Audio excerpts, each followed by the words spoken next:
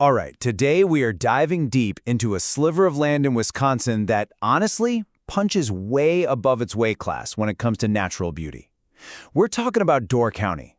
And if you're someone who loves the outdoors, well, you might have just found your next favorite place. You've probably heard it called this, the Cape Cod of the Midwest. And yeah, that definitely paints a picture, right? You think charming towns, beautiful coastlines. But what we're going to uncover is that Door County has this wild, rugged side that is completely its own thing. And to really get Door County, you gotta start with this number, 300.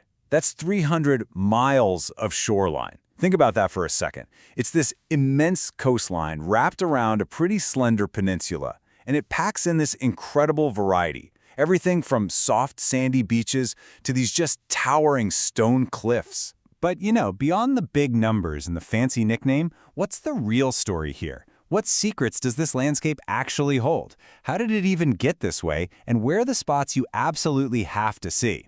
Well, that's exactly what we're about to find out. So here's the first secret to Door County.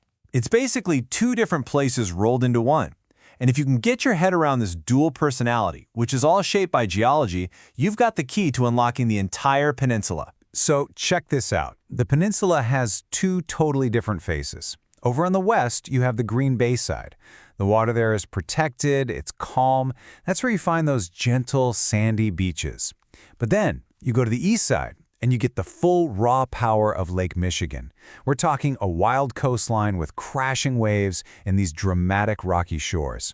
It's the same piece of land, but it feels like two different worlds. So what's behind this crazy split personality?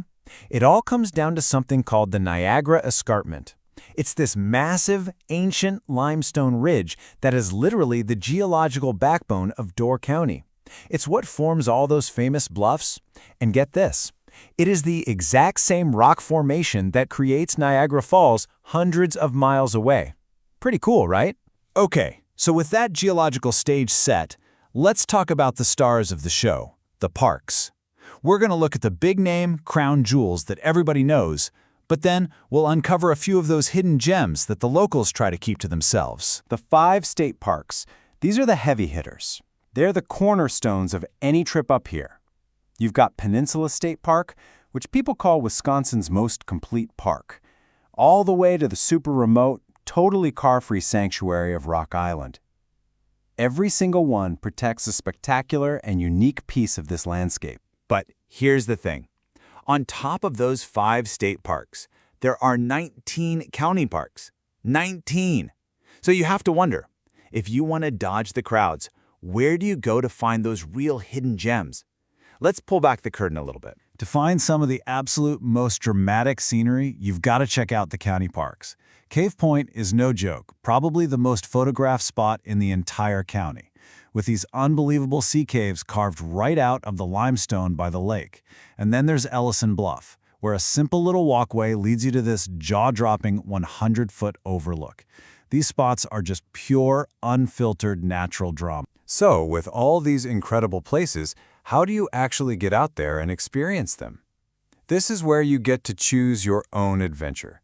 And we'll look at the 2 classic ways to do it, by paddle and by boot. Getting out on the water is just unforgettable, and it's so much more accessible than you might think. You can just rent a kayak from a local outfitter, they'll give you a quick safety lesson, and seriously, within an hour, you can be paddling right up to and even into those sea caves at Cave Point we were just talking about. It's a whole different way to see the power of that water. Now, if you'd rather keep your feet on solid ground, the hiking is just as incredible.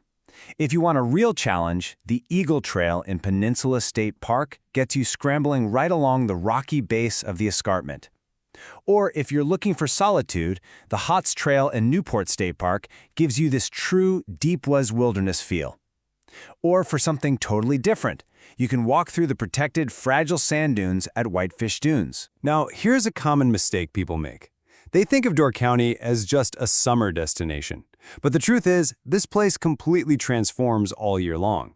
Each season offers a totally different kind of adventure. The peninsula really does change with the seasons. In spring, the forest floors are just carpeted with wildflowers. Summer, of course, is prime time for swimming and kayaking. But then fall hits and you get these perfect, crisp hiking days with unbelievable colors. And then there's winter. It brings this deep, profound quiet and solitude that's just perfect for snowshoeing through silent, snow-covered woods. So, are you feeling inspired? Ready to pack your bags? Before you go, let's just cover a few quick, essential tips that'll help you plan the perfect trip. The key is to plan smart. First, trust me on this, cluster your activities. The peninsula is long, so group things by location to save yourself a ton of driving.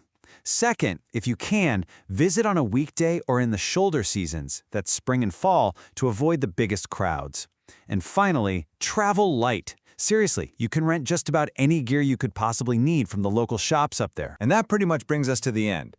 We've looked at the geology, we've seen the crown jewel parks and the hidden gems, and we've talked about the adventures waiting for you on both land and sea. So, with 300 miles of shoreline and dozens of parks just waiting out there, the only question left is, where will your adventure begin?